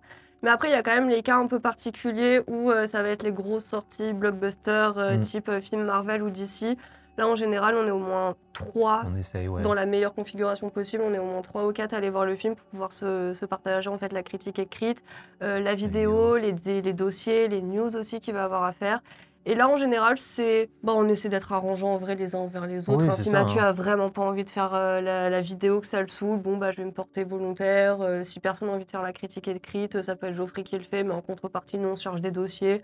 C'est ça. Puis ça dépend de l'inspiration aussi de chacun. Si on est inspiré par un film, plus ou moins, peut-être que certains sont inspirés par un film mais qu'ils l'ont peut-être un tout petit peu moins aimé que l'autre personne, mais extrêmement inspiré. Ça peut aussi se valider comme ça. Hein. Alors, parfois, c'est aussi à la personne qui parle le plus vite, parce que parfois, une personne est juste partie 5 minutes, je sais pas, aux toilettes ou à la machine à café. Ou elle a mis temps, donc il faudra et revient, et par exemple, tout le monde s'était inscrit pour Saltburn, et elle peut pas aller le voir, par exemple. Voilà. Alors, c'est faux, parce que Saltburn, il y avait plus de temps que ça. Certes, j'ai juste pas ouvert la conversation assez vite, mais voilà. Après, il y a des gens qui sont plus ou moins assidus et concentrés et rigoureux, donc c'est aussi ça qui rentre en ligne de compte. Il faut bien que les gens sérieux soient motivés et récompensés. Voilà, enfin bref, passons. Y a-t-il un film qui a généré une vraie scission dans l'équipe? Il y a eu Sick of Myself récemment, je pense, qui a beaucoup divisé. En fait, tout ce qui est Osloon, etc., ça divise à mort. Ouais, ça c'est vrai que... Tu vois, le cinéma très auteur, mais un peu grinçant comme ça, soit t'es hyper réceptif, soit tu détestes, et je sais que nous on déteste par exemple, et Alex il adore, tu vois. Donc voilà, on a des débats là-dessus, qui consistent surtout à se lâcher des pics les uns aux autres régulièrement. Ouh. Alors il y en a. Alors, On peut dire Mario. Mario, il a pas gêné la scission. Non, c'était soit la team on s'en bat les couilles, soit la team on s'est un peu trop enflammé, Antoine et moi. Par exemple, l'année dernière, il y avait Babylone, il y avait des avis vraiment. Antoine était au top d'aimer et toi, tu étais au top de pas aimer. Oui. C'est ça pareil pour Avatar 2. Toi, t'aimais vraiment pas? Ah ouais. Okay. Après, je suis arrivée dans la rédac juste après, mais c'était un peu dans le queue de la comète. Avatar 2, non, Mario un peu, Barbie. Mais chaque année, ça doit arriver quelques fois. Ouais. Mais il n'y en a pas un dont j'ai un souvenir où vraiment il y a eu une guerre ouverte. Pas encore. Crazy Bear. Oh, mais on s'en foutait, Crazy Bear. Il y a que toi qui aimais, on s'en battait les couilles. Êtes-vous des collectionneurs de jeux vidéo, Mathieu? Alors, c'est marrant que ça tombe sur nous. Donc, de jeux vidéo, non. Après, je sais pas si on peut dire collectionneur, mais je dépense une majeure partie de mon salaire dans divers Blu-ray et DVD. Voilà, c'est quelque chose de très dangereux pour ma santé financière, mais ça se soigne, il paraît. Oui, moi c'est pareil. Mais j'ai quand même une petite pile de jeux vidéo. Mais de toute façon, maintenant, malheureusement, comme tout est en démat sur le jeu vidéo, c'est de plus en plus difficile de collectionner, je trouve. Donc, on joue beaucoup, ça, je pense qu'on peut le dire. Mais collectionner en soi, pas tellement. Ouais. Et Spectrum, s'il vous plaît, arrêtez de sortir des bons films, j'en peux plus. C'est pas possible. Alors, collectionneur, non, mais on est plusieurs à bien aimer les jeux vidéo. Ouais. Il y a toi, moi, Antoine, Mathieu, je pense qu'on est... Oui, parce que Déborah Oui. et Alex s'en foutent. Ouais, Enfin, complètement. Alex, il aime Mario, mais oui. c'est pas un jeu vidéo. Oh là. Non, effectivement, enfin moi j'ai pas du tout une mentalité de collectionneuse vis-à-vis des jeux vidéo, effectivement, mais c'est quelque chose, une chose à laquelle j'aime consacrer du temps et de l'énergie. J'aime jouer aux jeux vidéo, j'essaie justement d'y jouer davantage pour pouvoir en parler plus sur écran large, pour pouvoir en streamer davantage, etc. Mais ouais, clairement, aussi quand le sujet des jeux vidéo vient sur la table, en général, on est assez passionné quand même et on a plein de choses à dire. On a tous quelques sagas dont on est assez expert, qu'on connaît, on n'aura pas collectionné les goodies et des trucs comme ça, mais je sais que tous les Tomb Raider, tous les Resident Evil, les Silent Hill, c'est des trucs sur lesquels je suis un peu accroché. Ouais, Tomb Raider un peu pareil. Enfin, bon, je suis pas une spécialiste comme toi. Ouais, clairement. Mais Crash Bandicoot et Spyro, par exemple. Et Medieval. Dans les jeux d'horreur, oui. Je connais mieux que toi. Ah putain, mais on est le pire je pense que binôme, c'est je pense. Ouais, bah, moi, je joue pas du tout aux jeux vidéo à part à Mario Kart. Voilà. Et Donc, voilà. si, moi j'ai eu plein de jeux Bomberman. Voilà, genre je suis trop fan de la licence Bomberman. Ouais, moi, j'aimais, si, à la limite, en jeu, mais c'est pas des jeux vidéo. Enfin, c'est pas vraiment des jeux vidéo, c'est le pinball sur l'ordinateur. Voilà. Je me suis réinstallé sur le nouvel ordi. D'accord, bon, je pense qu'on va passer à la suite, là, ça Voilà. devient n'importe quoi. Ça devient un peu gênant, je pense, en effet. Ouais. Celle-ci, elle est vraiment pour toi, spécifiquement. Écran large aurait, je pense, probablement livré la France en 40. Il ne faut pas compter sur écran large pour parler de cinéma. Alors, mais est-ce qu'on reste beau gosse? Ah oui, c'est ce qui compte. Alors, beau gosse, oui, ça, je pense qu'il n'y a pas de souci.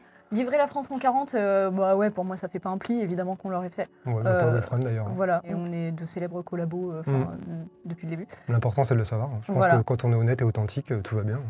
Et cinéma, c'est vrai que personne n'aime le cinéma dans l'équipe. On sait, toi, t'aimes rien, on sait. Moi, je parle de contenu. Voilà. Moi, je ne parle que de féminisme. Et voilà. À quand un épisode spécial featuring avec Nanarland? À titre personnel, j'aime beaucoup ce qu'ils font. Je lis régulièrement leur site, je suis leur membre et je vais évidemment tous les ans religieusement à la nuit Nanarland.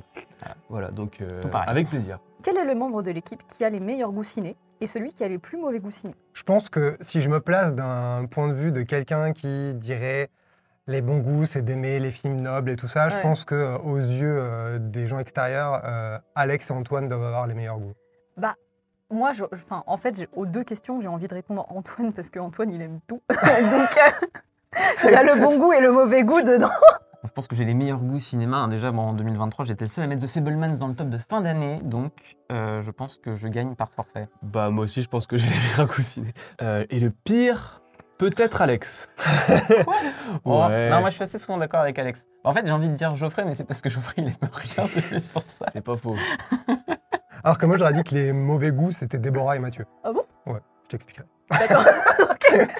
Je pense que c'est parce que t'es pas à côté d'eux au quotidien. Mais... Ça doit être ça. C'est vrai que Déborah, il y a les films. Ils ont des goûts très douteux quand même. Il y a tellement la blague de Mathieu, Antoine et moi sommes genre le côté un peu série B et genre toi t'as un côté un peu plus noble dans ta cinéphilie. Je dis pas que t'as les meilleurs goûts. Je pense que j'ai les meilleurs goûts. On mais a après, des cinéphilies très différentes différent.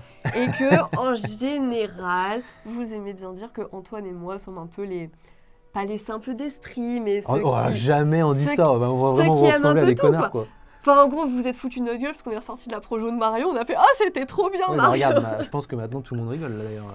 Oui, bah, moi aussi, je rigole de moi-même parce que bon, oui, un peu après, gênant, on s'est un petit peu calmé, mon 3,5, ça fait partie de mes regrets de 2023.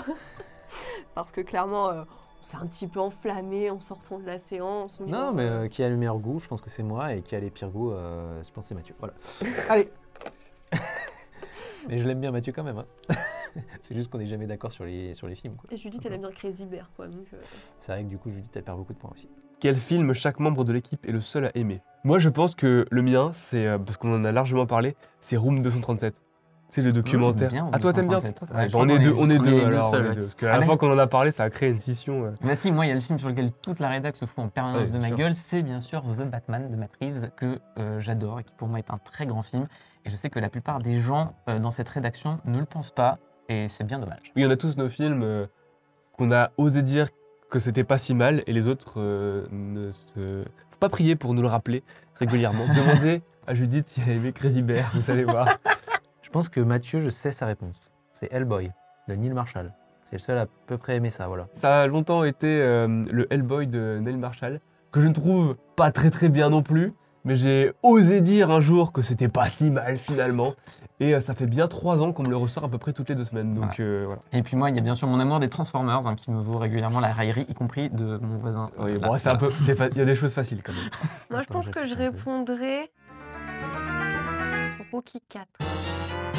Je pense que celui que je suis le seul à aimer dans la rédaction, ou en tout cas vraiment beaucoup aimé, c'est Manque de David Fincher par exemple.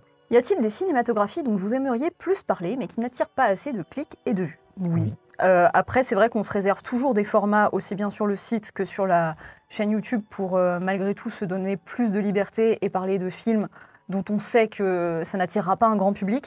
Après, on est obligé, pour des tas de contraintes, de aussi faire en fonction du nombre de clics et de vues ou des sujets qui vont pas mal fédérer, parce que on est un peu... J'allais dire esclave d'un système, on subit un peu un système, enfin je veux dire on participe un peu d'un système qui le nécessite. Après voilà, moi je ressens pas d'énorme frustration dans le sens où voilà, aussi bien sur le site que sur le podcast que sur la chaîne YouTube, on trouve quand même des chemins de traverse pour réussir à parler de sujets peut-être plus niches qui nous intéressent. Donc c'est pas une énorme frustration, mais par contre oui, on peut pas mentir sur le fait que c'est un aspect qu'on est obligé de prendre en compte. Oui. Et en même temps, je pense que moi, ça me gonflerait si on était sur un site où on méprisait le cinéma blockbuster grand public et qu'on complètement. ne pouvait pas dire qu'on aime Hunger Games ou un blockbuster Star Wars. Je trouve ça bien qu'on puisse parler de tout. Effectivement, c'est des créneaux différents sur le site. Et on peut parler un peu de tout ce qu'on veut. Personne ne dit jamais non, hein, clairement, mais, puisque c'est nous qui décidons. Mais on le fait sur des formats différents. Et on sait que du coup, les enjeux sont différents. On sait que si on parle de certains films, si je fais un dossier sur la carrière de Greg Araki, je sais qu'il y aura 25 fois moins de gens que sur un autre, mais c'est pas grave parce qu'on sait que c'est des gens qui seront contents de lire ça. Oui. Et du coup, on gère notre temps en essayant de trouver l'équilibre entre les deux. Il y a une raison aussi pour laquelle je trouve qu'on n'est pas tellement frustré, c'est parce que même quand on traite des sujets, on sait qu'on doit les traiter pour l'actualité ou pour l'intérêt que leur porte le grand public. Ce que j'aime bien dans la ligne édito d'Écran Large, c'est qu'on va les traiter à travers un angle qui est un peu spécifique à nous, que ce soit un angle un peu business, un peu analyse de... Justement, il ne s'agit pas de parler que de ce film, mais du coup de sa place dans l'industrie, comment ça impacte aussi le reste de l'industrie, comment c'est le résultat d'influence, comment ça va influencer le reste. Et du coup, c'est aussi un petit peu bête de résumer des films, des gros films, je sais pas, comme les Marvel par exemple, à juste ce que c'est qu'en tant qu'objet cinématographique. Et c'est toujours intéressant de parler de cinéma en général à partir de ça, et ce serait vraiment illusoire de penser que quand on parle d'un Marvel, je dis Marvel au sens le plus bas du terme, on va dire le plus vulgaire, ce serait bête de penser que ça empêche de parler de cinéma. C'est pas parce qu'on fait pas des analyses de mise en scène extrêmement poussées sur Ant-Man 3 que à travers Ant-Man 3 on peut pas dire des choses intéressantes sur le cinéma. Et je pense aussi au cas Barbie qui était vachement intéressant parce qu'on a été 4 à le voir, 2 contre 2. Toi et moi on était plutôt très bof. Et Antoine et Déborah étaient plutôt à fond. Et on a fait un truc, toi t'as fait un truc sur Une fiancée comme les autres avec Ryan Gosling. On a fait un truc sur des films Barbie à voir à côté de celui-là, Promising Young Woman, Les Parapluies de Cherbourg. Non, c'était lequel? Les Parapluies de Cherbourg. Mais c'était intéressant parce qu'on prend un objet de pop culture dont tout le monde parle, on se dit ok, on n'a pas le choix, on doit en parler parce que c'est un film qui cartonne, mais comment on veut en parler nous personnellement? Et c'est vrai qu'on a ce truc de, en fait, on en parle avec... de manière très subjective. Donc on le fait que ce soit sur le business, que ce soit sur... Ça nous fait penser à un autre film, ou sur l'actrice Margot Robbie, sur laquelle vous avez fait un podcast. Donc en fait, je pense qu'il n'y a pas de frustration, parce qu'à chaque fois, on accepte les règles du jeu, parce que c'est normal. On est content de jouer avec, parce que je pense qu'une grande partie de l'équipe d'Écran Large aime vraiment sincèrement les blockbusters, et j'en fais partie. Et il n'y a pas de frontière, en fait. On peut parler d'un petit film, d'un gros film, mais en fait, personne ne dit parlez que des gros films, parlez que des petits films. En fait, enfin, les gens nous le disent, bien sûr, mais ils ont tort. Les gens sont jamais contents. Mais non, du coup, je pense que tout le monde est assez content, parce qu'il y a un peu... on a un peu carte blanche pour faire ce qu'on veut, tant qu'on reste raisonnable et qu'on ne soit pas débile. Je suis clairement rentrée à Écran Large avec cette mission de je veux amener le cinéma d'animation sur le site et tout, je veux le suivre à fond. Et il y a eu les premières déceptions que, à part les gros films style DreamWorks, Disney, Pixar, ça intéresse pas énormément. Donc voilà, parfois il y a un peu le sentiment d'échec sur certains films d'animation qui me tiennent vraiment à cœur de voir que non, ça n'intéresse pas. L'exemple que j'ai personnellement récemment, c'est un long papier que j'ai fait sur Abel Ferrara qui m'a pris beaucoup de temps et qui a été lu par 3000 personnes. Donc pour vous donner un peu, voilà, c'est un peu compliqué quoi. On s'investit beaucoup pour des choses qui ne sont pas beaucoup lues malheureusement. Et oui, du coup, il y a plein d'auteurs qu'on aimerait pousser, de toute nationalité, de tout genre. Il y a un peu un running gag de faire un papier sur Kenji Mizoguchi, un de ces 4 qui est un cinéaste que j'aime personnellement beaucoup. Mais vu qu'on sait que ça va pas beaucoup intéresser, c'est des papiers qui mettent beaucoup de temps à se faire. Ça avance un peu au ralenti entre les périodes de rush en fait. Et quand on les fait, on est très content, on est hyper fiers de les proposer. D'autant qu'il n'y en a pas tant que ça, je trouve, parfois sur Internet, des gens qui sont payés pour ça. Parce qu'il y a beaucoup d'amateurs qui font du super boulot également. Et donc ouais, non, effectivement, il y a une liste longue comme le bras et un jour, elle arrivera peut-être sur le site. À la limite, peut-être des réalisateurs, genre je pense qu'on pourrait parler plus de Sidney Lumet, que moi personnellement j'apprécie énormément. C'est très ciblé ça quand même. Mais voilà, c'est extrêmement ciblé, c'est plus des envies personnelles que des envies pour le site. En général, je trouve qu'on parle quand même d'énormément de choses. Et surtout, en parlant de cinématographie au sens large, c'est vrai qu'il y a des nationalités qui nous passionnent, notamment nous deux pas mal, que ce soit l'Asie, alors notamment Hong Kong, Oui. et maintenant l'Inde aussi, dont on apprend petit à petit les codes et on découvre un peu ce cinéma-là et ça nous passionne pas mal. Et d'ailleurs, on essaye souvent d'en faire surtout des articles sur le site, parce que ça c'est un peu plus simple. Les vidéos, c'est toujours un peu plus compliqué. C'est vrai qu'on est tellement cadenassé par les gros films qui attirent un public extérieur à nos abonnés, justement. Donc c'est toujours un peu pénible, mais on essaye. On voit d'ailleurs vos réactions quand on fait des trucs comme Pauvre Créature ou des films plus petits qui font peut-être moins de clics, mais on voit que ça vous plaît aussi. Et c'est pour ça qu'on tient à le faire quand même quand on peut. Mais c'est vrai que du coup, c'est aussi des cinématographies. On se met dedans, notamment sur le site, et on voit que des fois, ça prend un peu, parce qu'il y a tellement peu de gens sur le secteur que ça permet quand même aux gens qui veulent de la critique d'en trouver. Mais si on pouvait le faire encore plus, on aimerait. Ouais, en fait, c'est vraiment un problème parce que sur YouTube, si une vidéo ne fonctionne pas, ça va un peu plomber le reste de la chaîne et stopper un peu la croissance. Et du coup, on est vraiment cadenassé par rapport à ça. Et les quelques fois où on a tenté des trucs, je pense notamment à la vidéo Léla et ses frères, qui est un peu devenu un cas d'école, bah voilà, vous pouvez vraiment le constater par vous-même. Dès qu'on s'attarde sur un film qui n'est pas un blockbuster ou vraiment un gros film, bah ça fonctionne, mais pas du tout, et ça nous plombe vachement pour la suite. Ouais. Et c'est dommage parce que nous, franchement, c'est des films qu'on aimerait défendre sur le site. Alors ça, on le fait déjà, mais aussi en vidéo, mais c'est malheureusement difficile. Pouvez-vous confirmer la thèse qui dit que c'était bel et bien Antoine qui se cachait sous le costume d'E.T. Alors, je suis le témoin clé de cette affaire. Moi, j'ai un petit peu envie que cette légende perdure, mais bon. Il faut protéger la légende. Je sais pas. Peut-être la personne concernée voudra révéler la Oui, réponse. peut-être, c'est vrai qu'on peut laisser la responsabilité Mais aux nous- autres, mais cette thèse est tout à fait plausible. C'est tout ce qu'on peut.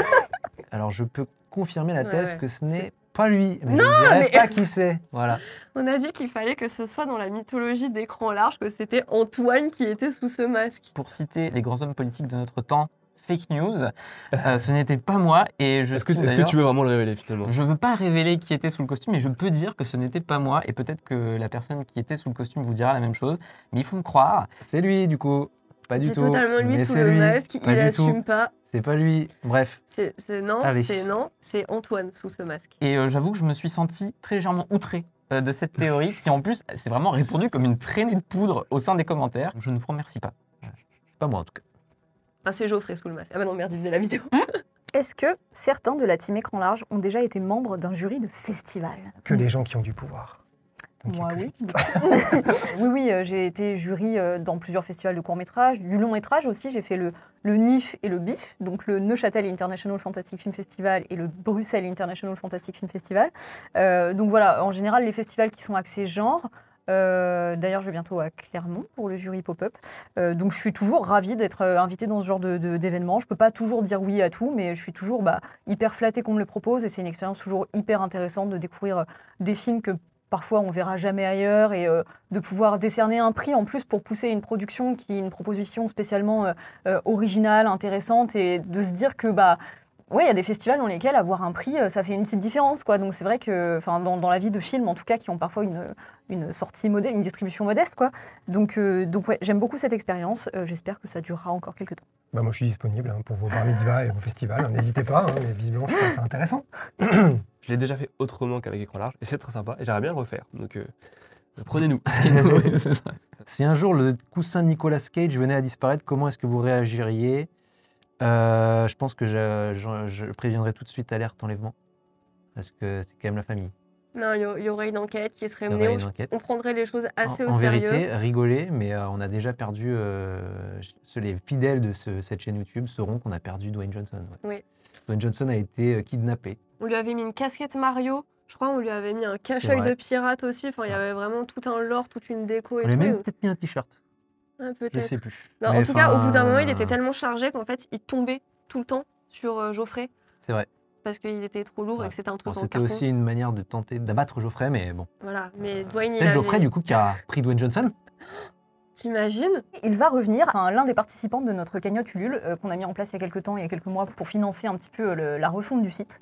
Et voilà, il fait partie des cadeaux qu'on tenait à offrir, parce que c'est vrai que je pense qu'il a généré à peu près 70% des commentaires YouTube. Beaucoup plus stimulant que nous, visiblement. Oui, voilà.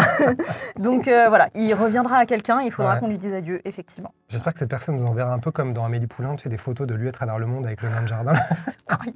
Et on pourra les afficher là, franchement, si la personne le fait, on les affiche, promis. Et après, on n'exclut pas évidemment qu'ils viennent nous hanter la nuit une fois qu'on s'en sera débarrassé. Bah, j'espère. Ouais, ouais. Conjuringverse, si tu nous entends. C'est ça le futur. Pouvez-vous nous dévoiler si certains de la team Écran Large font partie des gens qui votent au César? Les récompenses seraient bien différentes si c'était le cas. Non, je ne vote pas au César, mais j'aimerais bien voter au César. J'aimerais bien, mais je n'ai pas ce pouvoir. C'est vrai qu'on peut faire notre cérémonie des Césars si on avait. C'est vrai. Si on faisait partie. Dites-le dans les commentaires si vous voulez qu'on fasse nos Césars. Et que du coup, on rentre jamais à l'Académie des Césars. Jamais. La plupart du temps, les votants au César, c'est vraiment des professionnels plutôt dans la production de films. Et c'est pas ce qu'on fait. Donc, on n'est pas du tout dans ce genre de bail-là. Vous n'avez pas l'impression qu'il va s'animer à tout moment d'une rage destructrice? Donc on parle encore du coup Saint-Nicolas Cage? Bah si, écoutez, si, mais ça fait... Mais on l'espère. On l'espère. Depuis le temps qu'on le prie comme ça dans les Si vous gens. saviez tout ce qu'on lui fait tous les jours pour être sûr qu'il revienne nous hanter, mais on espère. Pour l'instant, il est sage, ouais. Mais on ne désespère pas qu'il fasse quelque chose avant de partir. Moi, je trouve qu'il a une tête super sympathique. Mais oui, mais moi aussi, je suis d'accord avec ça. Je ne comprends pas que les gens disent qu'il va s'énerver à tout moment. Alors c'est Nicolas Cage peut-être Oui, pour ça, mais c'est sûr qu'il est assez mais en imprévisible. réalité, bon, il nous arrive de nous, il fait des petites crises parfois, Oh, bah. mais il va bien normalement. Il a jamais, bon, non mais tu vois là, il est pas content. Il est vexé par tout ça. Non, mais... Il est vexé par ces questions, je pense. Enfin, moi, je croise quelqu'un qui a 7 têtes dans le métro, j'ai pas peur. Bon, moi, je vois quelqu'un qui a une tête de coussin dans le métro, j'ai un peu peur. Mais Quand t'as pas le physique ni le talent de Tom Cruise, tu finis clodo chez Écran Large. Triste. Et ben quand t'as pas le talent ni le physique de Geoffrey Crété, tu finis clodo chez Paramount. Voilà. Moi, je fais la taille de Tom Cruise, donc a priori, j'ai quelque chose de bien à peu près. Je suis heureuse de ne pas avoir la même teinture que Tom Cruise, qui arrive à un stade assez ridicule. Et c'est pareil, je pense que je préfère être clodo chez Écran Large et a priori pas gourou d'une secte que Tom Cruise est C'est un gourou d'une détail. secte. Oh, Genre, t'imagines si t'as pas le physique et le talent de Tom Cruise, mais t'imagines tous les clodos qu'il y aurait chez Écran Large? C'est quand même assez commun je viens de de comprendre n'avoir... ce que tu dis en Ah train oui. de dire. C'est quand même assez commun de n'avoir ni le physique ni le talent de Tom Cruise, quoi. C'est genre 99% de la population mondiale. C'est Enfin, vrai, ça n'a pas tellement de sens. Arrivez-vous encore à regarder des films sans les analyser où la déformation professionnelle est trop grande? C'est compliqué. Déjà, c'est souvent très compliqué de savoir sur notre week-end, quand on regarde un film, si c'est un peu pour notre plaisir perso ou s'il y a toujours plus ou moins une connexion avec le boulot. Et sans les analyser, je pense que c'est compliqué parce qu'en fait, à partir du moment où on se plaît à analyser un film, on l'analyse toujours. Mais je dirais de toute façon qu'un grand film, c'est avant tout un film qui va de toute façon vous émouvoir avant même que vous l'intellectualisez. Si vous intellectualisez un film pendant que vous le regardez, c'est qu'au fond, vous êtes un peu distancé du film. Et je pense que moi, les plus grands films, c'est ceux où je me laisse emporter et après, je réfléchis dessus. Ce qui d'ailleurs fait que c'est pour ça que j'aime bien prendre des notes des fois pendant, mais en regardant à peine ce que je fais, je garde les yeux sur l'écran pour avoir juste des petites pistes après que je peux réexplorer en relisant chez moi. effectivement, on peut pas s'empêcher de réfléchir à la construction un peu du scénario, l'analyse, les symboles éventuellement si on veut. Mais par contre, ouais, si le film est bon, en fait, ça empêchera jamais de ressentir des émotions. Donc c'est absolument pas contradictoire, au contraire. Oui. Hein.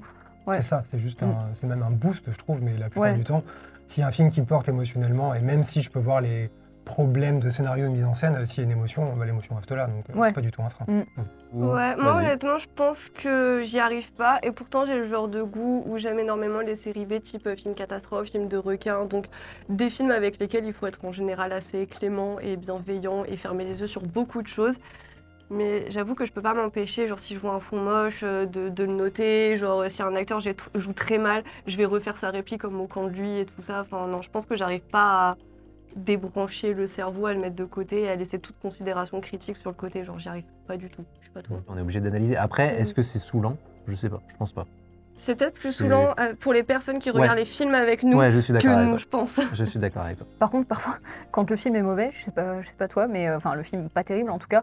Parfois, tu vois, la première demi-heure, t'es déjà en train de dire, alors, donc ma critique s'appellera comme ça, je dois dire La telle charge. formule. Les jeux de mots et tout, ouais, d'accord. Tu sais, je me souviens de séances comme ça où en sortant, des gens de l'équipe Écran Large disaient j'ai déjà le titre, j'ai déjà un sous-titre, j'ai une légende. Tellement je me suis fait chier. Vous retournez voir des films vus en projo avec vos proches. Certains, oui. Voilà, fin de la réponse. Ouais, moi, oui, beaucoup.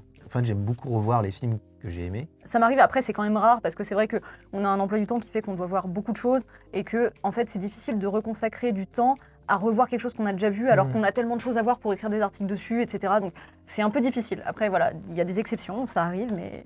Ouais, c'est un peu pareil, je pense que ça m'est arrivé sur des films que j'ai adorés, vraiment. Je me souviens que Cloud Atlas, par exemple, j'ai embarqué des gens, mon copain de l'époque, je lui ai dit « Viens voir ce chef-d'œuvre !» Et il a moins aimé, du coup on s'est quitté. Mais aujourd'hui, ça arrive moins, c'est plutôt des films que je vais rattraper en salle, que j'ai pas eu le temps de voir en projection et qui me donnent envie ou que vous avez aimé, du coup ça m'intrigue. Et par contre, c'est plus longtemps après, dans un deuxième temps, genre un an et demi après, que je remontre un film à quelqu'un, genre Promising Young Woman, sur lequel j'ai fait la critique à l'époque, mais je l'ai montré il y a pas longtemps. Parce que j'avais envie de le revoir et je voulais le faire découvrir à quelqu'un. Bah, j'ai fait exactement pareil pour Misanthrope d'ailleurs. Récemment, j'ai fait découvrir à ma mère avec la Je sais que je l'ai rattrapé parce que vous avez vachement aimé et j'ai beaucoup aimé aussi. Il est aux portes de mon top de l'année dernière. Oh waouh. Moi, ça m'arrive. En fait, j'ai un problème dans la vie, c'est que ma copine est extrêmement cinéphile. Et du coup, elle me déteste quand je veux voir des films en projection et pas elle. Du coup, elle me force à aller revoir les films avec elle. Et quand ils sont pas bien, c'est très chiant. Voilà. mais oui, ça m'arrive. Et moi, pareil. Moi, surtout, des fois avec mes parents, quand je rentre chez mes parents, ça m'arrive de leur dire « Ah, ce truc-là, il est vraiment trop bien, on peut y retourner. » Et des fois avec les amis, c'est pareil maintenant. Donc, Après, toi, t'es capable d'aller. Enfin, genre, Oppenheimer, tu l'as pas vu genre 3-4 fois. Oppenheimer, je l'ai fait 2 fois. Mon dernier vrai record, c'est évidemment Avatar 2, que j'ai vu 5 fois, ce qui veut dire que j'ai passé à peu près 12 heures devant Avatar 2.